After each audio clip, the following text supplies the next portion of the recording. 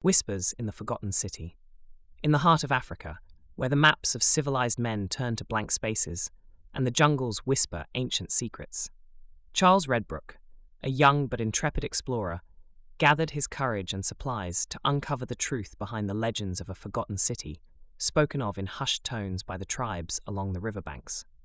The journey began under a sweltering sun, with Charles leading his small but loyal caravan through tangled underbrush and across rushing rivers, driven by whispers of a city built by gods, its streets paved with gold, and its destiny intertwined with the very fabric of time. He had heard these tales in the smoky corners of gentlemen's clubs back in England, and they had ignited an unquenchable thirst for adventure in his soul. As days turned into weeks, the jungle seemed to tighten its grip around them, casting shadows that moved with a life of their own, and echoing with the cries of unseen creatures.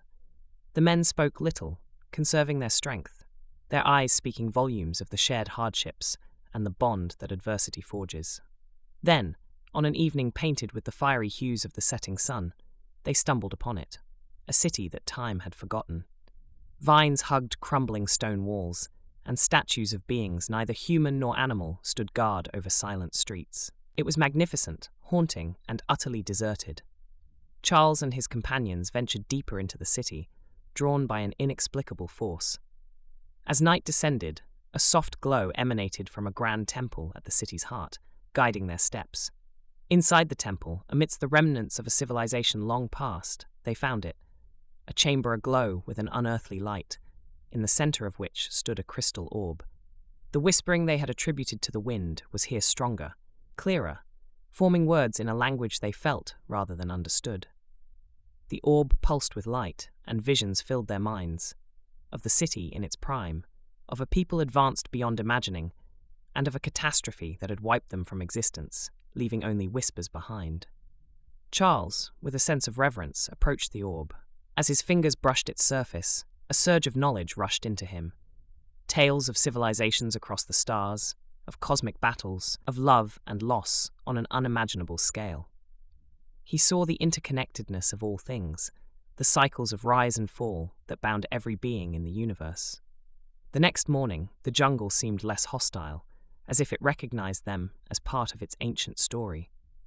Charles and his men spoke little of what had occurred, each processing the weight of their experiences in silence. Upon his return to England, Charles penned a detailed account of their journey, though he found words a poor substitute for the depth of what he had learned. Skeptics dismissed his tale as fantasy, a mere adventurer's attempt to etch his name into the annals of history. Yet, those who looked into his eyes saw something that gave them pause.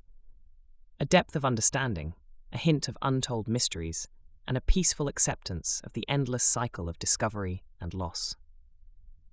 Whispers in the Forgotten City became a legend in its own right, a tale of adventure that spoke to the eternal quest for understanding that lies at the heart of every human. But for Charles Redbrook, it was more than a tale. It was a journey into the soul of the universe, a reminder of the fragile beauty of existence and the enduring power of curiosity.